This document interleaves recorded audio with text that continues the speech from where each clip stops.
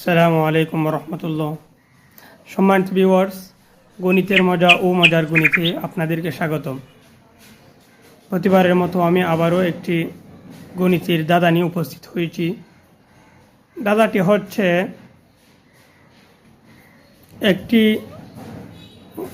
গরু, একটি উট আর একটি ছাগলের ক্রয় মূল্য হচ্ছে 3,20,000 টাকা। এখানে গরুর মূল্য হচ্ছে ছাগলের মূল্যের 5 গুণ, আর উটের মূল্য হচ্ছে গরুর মূল্যের 2 গুণ।